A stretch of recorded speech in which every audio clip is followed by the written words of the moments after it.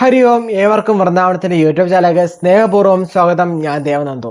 ഇന്നിവിടെ ചർച്ച ചെയ്യാൻ പോകുന്നത് 2024 ജൂലൈ മാസത്തിൽ മീനം മുതൽ മീനം വരെയുള്ള ഓരോ രാശിക്കാർക്കും എന്തൊക്കെ ഫലങ്ങളാണ് വരിക എന്നാണ് നമ്മൾ ചർച്ച ചെയ്യാൻ പോകുന്നത്. അപ്പോൾ നമുക്ക് ഡീറ്റെയിൽ ആയിട്ട് തന്നെ നോക്കാം അല്ലെ, നമ്മുടെ ഓരോ രാശിക്കാർക്കുള്ള ഫലങ്ങൾ. നമുക്ക് അധികം താമസിക്കാൻ വീഡിയോ കേൾക്കാം. അതിൻ്റെ മുമ്പ് നമ്മുടെ ചാനൽ അധികം പേര് സബ്സ്ക്രൈബ് ചെയ്യാതെയാണ് കാണുന്നത്.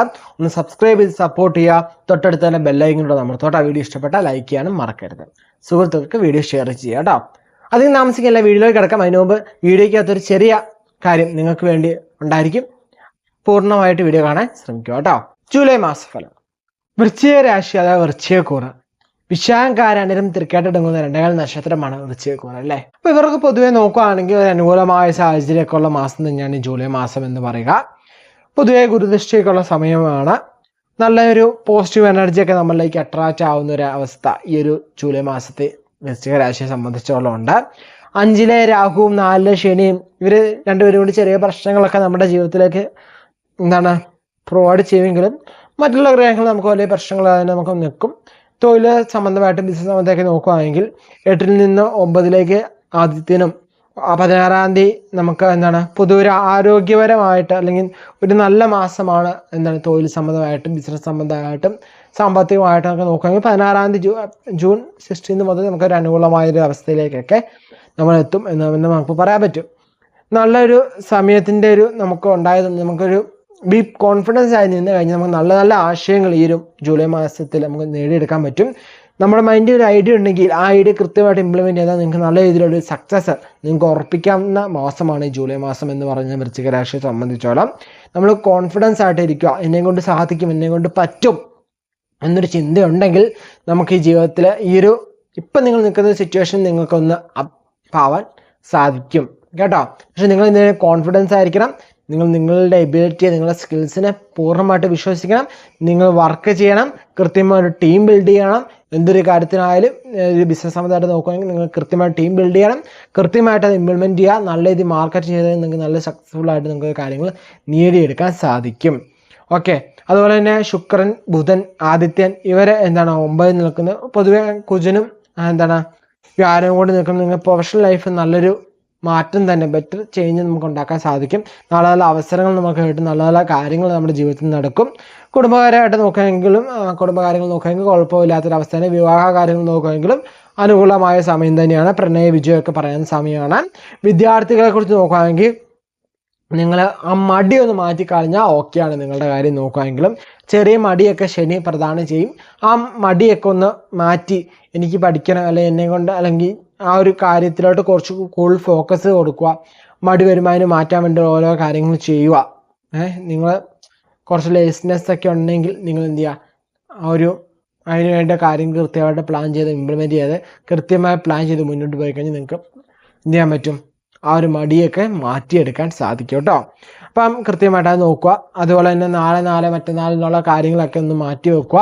ഇനി ചെയ്യേണ്ട കാര്യങ്ങൾ ഇന്ന് തന്നെ ചെയ്ത് തീർക്കാൻ ശ്രമിക്കുക. ആ നാളെയുള്ള കാര്യം തന്നെ മാറ്റിക്കഴിഞ്ഞാൽ നിങ്ങൾക്ക് നല്ല രീതിയിൽ സക്സസ് ഉണ്ടാവും. ഓക്കെ.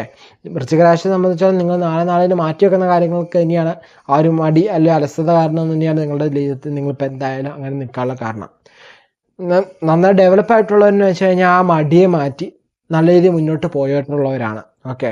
സോ ജൂലൈ മാസത്തിൽ കുറച്ച് മടി കൂടും. ആ മടിയൊക്കെ ഒന്ന് മാറ്റി വെച്ച് കഴിഞ്ഞാൽ ഓക്കെയാണ്. അതുപോലെ ആരോഗ്യ സംബന്ധമൊക്കെ നോക്കുകയാണെങ്കിലും നമുക്ക് വലിയ പ്രശ്നങ്ങളൊന്നുമില്ല. എന്നിരുന്നാലും ഞരമ്പ് സംബന്ധമായിട്ടും എല്ല് സംബന്ധമായിട്ട് ചില പ്രശ്നങ്ങളൊക്കെ ഉണ്ടാവാൻ സാധ്യതയുണ്ട്. സോ ആ കാര്യങ്ങളൊക്കെ ഒന്ന് ശ്രദ്ധിച്ചാൽ ഓക്കെയാണ്. അതുപോലെ തന്നെ അമിതമായ ടെൻഷൻസൊക്കെ ഒന്ന് കുറയ്ക്കുന്നതും ഉത്തമമാണ് കേട്ടോ. അതുപോലെ കുറച്ച് പ്രായം ചെയ്യുന്നവരുടെ കാര്യം നോക്കുകയാണെങ്കിൽ ഇവർക്ക് പൊതുവെ നല്ല മാസം തന്നെയാണ്. ആരോഗ്യ സംബന്ധമായിട്ട് ബിസിനസ് സംബന്ധമൊക്കെ ആയിട്ടും വലിയ കുഴപ്പങ്ങളൊന്നും ഉണ്ടാവില്ല. എന്നാൽ ചെറിയ തടസ്സങ്ങളൊക്കെ നമ്മൾ പൊക്കോണ്ടിരിക്കുന്ന സ്പീഡിന് നമ്മളൊരു ചെറിയ സ്ട്രോബേക്കറി കയറിയ അവസ്ഥ നിങ്ങൾക്ക് ഉണ്ടാവാൻ സാധ്യതയുണ്ട്. സോ അങ്ങനത്തെ അവസ്ഥ ഒരു പൊക്കോണ്ടിരിക്കുന്ന വേഗത ഒന്ന് പയ്യെ കുറയാൻ സാധ്യതയുണ്ട്. അത്രേ ഉള്ളൂ. അല്ലാതെ വലിയ പ്രശ്നങ്ങളൊന്നുമില്ല. ചെറിയ തടസ്സങ്ങളില്ലാതെ മുന്നോട്ട് പോകാൻ പറ്റുമോ അല്ലേ? അപ്പോൾ ആ ചെറിയ തടസ്സങ്ങളൊക്കെ ഒന്ന് ഫേസ് ചെയ്ത് മുന്നോട്ട് പോയി കഴിഞ്ഞാൽ നിങ്ങൾക്ക് നല്ല രീതിയിൽ ലൈഫ് സ്മൂത്തായിട്ട് കൊണ്ടുപോയി വിജയിക്കാൻ സാധിക്കും. ഓക്കെ. വൃശ്ചിക രാശിയെ സംബന്ധിച്ച് നോക്കുകയാണെങ്കിൽ വലിയ കുഴപ്പങ്ങളൊന്നുമില്ല. നല്ല മാസം തന്നെയാണ് ജൂലൈ മാസം എന്ന് പറയുക കേട്ടോ. അപ്പോൾ ഇത്രയൊക്കെയാണ് പൊതുവെ രാശിഫലം എന്ന് പറയുക. നിങ്ങൾക്ക് മനസ്സിലായെന്ന് വിചാരിക്കുന്നു. ജീവിതത്തിൽ നമുക്കുണ്ടാകുന്ന പല പ്രശ്നങ്ങളും നമ്മളൊന്ന് കൃത്യമായിട്ട് നോക്കി കണ്ടു കഴിഞ്ഞാൽ നമുക്കത് പരിഹരിക്കാവുന്നേ ഉള്ളൂ. ചില പ്രശ്നങ്ങൾ നമ്മൾ വലുതാണ് വിചാരിക്കുന്നതുകൊണ്ട് വലുതാവുന്ന ചില പ്രശ്നങ്ങളുണ്ട്. നിസ്സാരം മറ്റുള്ളവർ നോക്കുമ്പോൾ അത് ചെറിയ പ്രശ്നമായിരിക്കാം, പക്ഷെ നമ്മുടെ ദൃഷ്ടിയാൽ നമ്മൾ നോക്കുമ്പോൾ എന്താണ് അതൊരു വലിയ പ്രശ്നമായിട്ട് നമുക്ക് തോന്നുകയാവാം.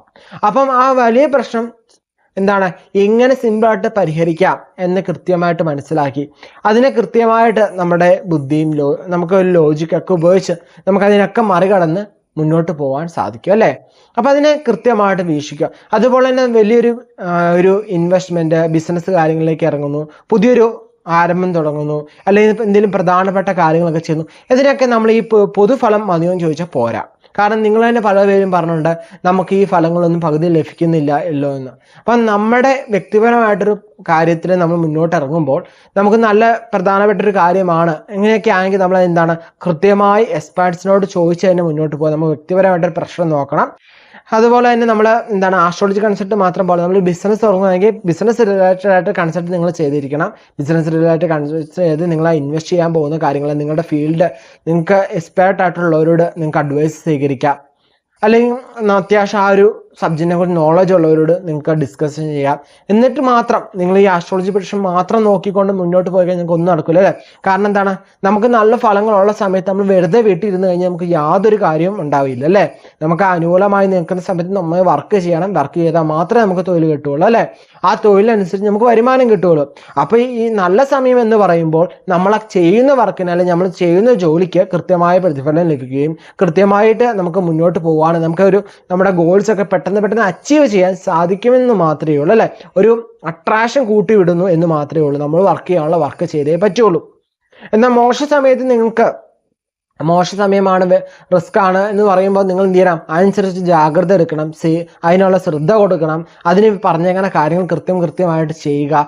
അതുപോലെ മുന്നോട്ട് പോയി കഴിഞ്ഞാൽ നമുക്ക് എന്താ ജീവിതത്തിൽ നല്ല ഇത് വിജയിക്കാനും സാധിക്കും. ഓക്കെ, അത് നിങ്ങൾ മനസ്സിലാക്കുക. പൂർണ്ണമായിട്ട് തന്നെ വീഡിയോ കാണുന്നുണ്ടെന്ന് വിചാരിക്കുന്നു. പകുതി നമ്മുടെ രാശിഫലം മാത്രം കണ്ടു കഴിഞ്ഞാൽ നിങ്ങൾക്ക് അത് കഴിഞ്ഞിട്ടുള്ള പറഞ്ഞ ഐഡിയാസ് ഒന്നും ലഭിക്കില്ല അല്ലേ.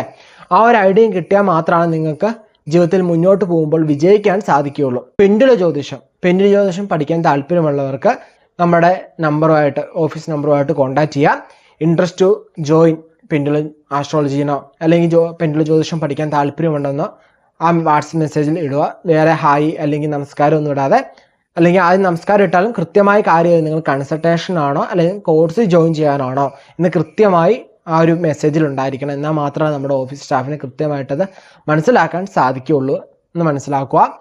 പെൻഡുല ജ്യോതിഷം നമ്മൾ അടുത്ത ബാച്ച് നമ്മൾ ലോഞ്ച് ചെയ്യുകയാണ്. നമ്മുടെ അടുത്ത ബാച്ച് ആരംഭിക്കുക. അപ്പം ആ ബാച്ചിലേക്ക് നമുക്ക് ചേരാൻ താല്പര്യമുണ്ടെങ്കിൽ മെസ്സേജ് ചെയ്യാവുന്നതാണ് കേട്ടോ. അപ്പം നമ്മൾ പറഞ്ഞു വന്നത് നമ്മുടെ ഈ ഒരു പൊതുഫലം എന്ന് പറയുന്നത് നമുക്ക് എന്താണ് ഒരിക്കലും വ്യക്തിപരമായിട്ടുള്ള പ്രശ്നമായിട്ട് നിങ്ങൾക്ക് എടുക്കാൻ സാധിക്കില്ല. അത് നമുക്ക് ആർക്കെടുക്കാൻ പറ്റില്ല. നമുക്ക് തന്നെ അറിയാം ഈ ഒരു വീഡിയോ കാണുന്ന എത്ര പേരുണ്ടോ അത്രയും പേരുടെയും പൊതുവായിട്ടാണ് നമ്മൾ ഈ ഒരു ഫലം പറയുന്നത് അല്ലേ. മേടരാശി അല്ലെങ്കിൽ ഇടവരാശി മിഥുനരാശി ഓരോ രാശിക്കാരുടെയും ആ രാശി ജനിച്ചവരുടെ പൊതുവായിട്ടുള്ള ഫലം. സോ എന്താണ് ഇവിടെ ഈ ഒരു രാശി ചിന്തിക്കുമ്പോൾ നിങ്ങൾക്ക് നക്ഷത്ര വ്യത്യാസം ഉണ്ടാവാം. അതേപോലെ തന്നെ എന്താണ് നിങ്ങൾ പല സറൗണ്ടിങ്ങിൽ നിങ്ങളുടെ ചുറ്റുപാടുകൾ പലതായിരിക്കും, നിങ്ങൾ ചെയ്യുന്ന പ്രൊഫഷൻ പലതായിരിക്കാം, നിങ്ങൾ ജനിച്ചു വളർന്ന സാഹചര്യം പലതായിരിക്കാം. ഇതിനൊക്കെ ഡിപ്പെൻഡ് ചെയ്താണ് നമ്മുടെ ഒരു ക്യാരക്ടർ ബിൽഡ് ആവുന്നത് അല്ലേ.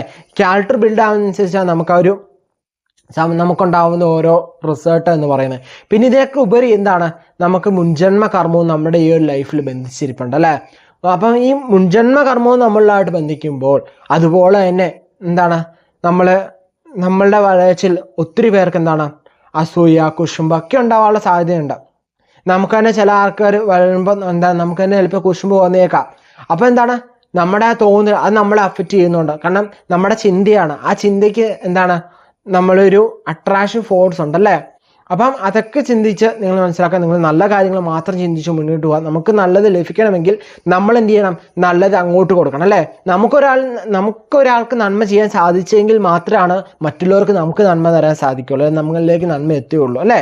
അപ്പം ഈ നമ്മൾ ചെയ്യുന്ന ഓരോ കർമ്മത്തിനും അല്ലെങ്കിൽ നമ്മൾ പലരും പറയാറുണ്ട് എനിക്ക് മാത്രമേ എപ്പോഴും ഈ മോശ സമയം സംഭവിക്കുന്നുള്ളൂ, മറ്റുള്ളവർക്ക് അല്ലെങ്കിൽ നമ്മുടെ ശത്രുക്കൾക്ക് ഭയങ്കര നല്ല സമയമാണ് എന്നൊരു ചിന്ത നമ്മുടെ മനസ്സിലുണ്ടാവാം. അതിന് കാരണം ചിലപ്പം എന്താണ്, അവർക്ക് ആ ടൈമിൽ നല്ല ദൈവാധീനം ഉണ്ടാവാം. അത് മാത്രമല്ല, അവരെന്ത് ചെയ്യാം, മുൻജന്മ കർമ്മത്തിൽ അവർ നല്ല ഫലങ്ങൾ ചെയ്തിട്ടുണ്ട്, അതിൻ്റെ ഫലങ്ങളൊക്കെ അവർ ഈ ജന്മത്തെ അനുഭവിക്കുക. അപ്പം നിങ്ങൾ ഈ ജന്മത്തിൽ മാക്സിമം നല്ല കാര്യങ്ങൾ ചെയ്യുക. നിങ്ങൾക്ക് ഈ ജന്മത്തിൽ നമുക്ക് നല്ല രീതിയിൽ ചെയ്യാൻ പറ്റിയിട്ടില്ലെങ്കിലും ഈ ജന്മത്തിൽ എന്ത് ചെയ്യുക, നല്ല രീതിയിലുള്ള കാര്യങ്ങൾ ചെയ്യുക. കാരണം മുൻജന്മ കർമ്മം ഇനി നമുക്കൊന്നും ചെയ്യാൻ പറ്റില്ല, ചേഞ്ച് ചെയ്യാൻ പറ്റില്ല. സോ നമ്മൾ എന്ത് ചെയ്യുക, ഈ ജന്മത്തിൽ നല്ല കാര്യങ്ങൾ ചെയ്യുക. ഓക്കെ, അപ്പം നമുക്ക് അതിനനുസരിച്ചുള്ള നല്ല കാര്യങ്ങളൊക്കെ നമുക്ക് ലൈഫിൽ എന്താണ് അട്രാക്ട് ചെയ്തുകൊണ്ടേ ഇരിക്കും കേട്ടോ. അപ്പം അത് മനസ്സിലാക്കുക. ഒരു നല്ല കാര്യത്തിലോട്ട് ഇറങ്ങുമ്പോൾ അല്ലെങ്കിൽ പ്രധാനപ്പെട്ട ഒരു കാര്യത്തിലോട്ട് ഇറങ്ങുമ്പോൾ നിങ്ങൾ നിർബന്ധമായിട്ടും വ്യക്തിപരമായിട്ട് പ്രശ്നം നോക്കി അല്ലെങ്കിൽ വ്യക്തിപരമായിട്ട് ജാതകം പരിശോധിക്കുകയോ അല്ലെങ്കിൽ പ്രശ്നം ചിന്ത ചെയ്യുകയോ ചെയ്യണം നിർബന്ധമായിട്ടും. എന്നാൽ മാത്രമേ നമുക്ക് എന്താണ് ഒരു കാര്യത്തിൽ ഇറങ്ങുമ്പോൾ നമുക്ക് അനുകൂല സമയമാണ്. നമ്മുടെ ജാതകത്തിൽ നമുക്ക് പക്ഷേ മോശമാണെങ്കിൽ നമുക്ക് ഈ അനുകൂല ഫലം നമുക്ക് ലഭിക്കുകയില്ല.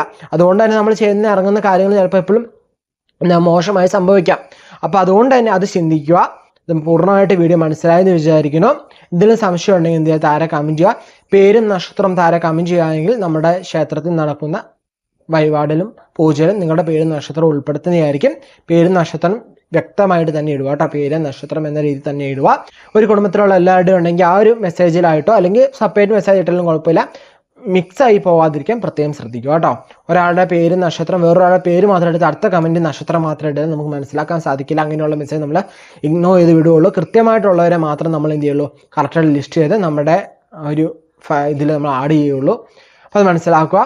അതുപോലെ തന്നെ നിങ്ങൾക്ക് പെൻഡുലം ജ്യോതിഷം പഠിക്കാൻ താല്പര്യമുണ്ടെങ്കിൽ കാണുന്ന നമ്പറിലേക്ക് കോൺടാക്ട് ചെയ്യുക കേട്ടോ. സ്ക്രീനിൽ കാണുന്ന നമ്പറിൽ കോൺടാക്ട് ചെയ്യുക. എന്നിട്ട് പെൻഡുലം ജ്യോതിഷം പഠിക്കാൻ താല്പര്യമുണ്ടെന്ന് ഇടുക കേട്ടോ. എന്നാൽ മാത്രമാണ് അത് അവർക്ക് കൃത്യമായിട്ട് മനസ്സിലാവുള്ളൂ. നിങ്ങൾ കോഴ്സിന് വന്നതാണ്, കൺസൾട്ടേഷന് വന്നതാണെന്ന് മനസ്സിലാവുള്ളൂ കേട്ടോ.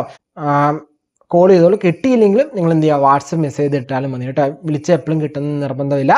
വാട്സപ്പ് ചെയ്തിട്ടാൽ എപ്പോഴും കാണുമ്പോൾ എന്ത് ചെയ്യും, ഓഫീസ് സ്റ്റാഫ് നമ്മളോ ആരെങ്കിലുമൊക്കെ എന്ത് ചെയ്യും, അതിന് റിപ്ലൈ കൃത്യമായിട്ട് നൽകും കേട്ടോ.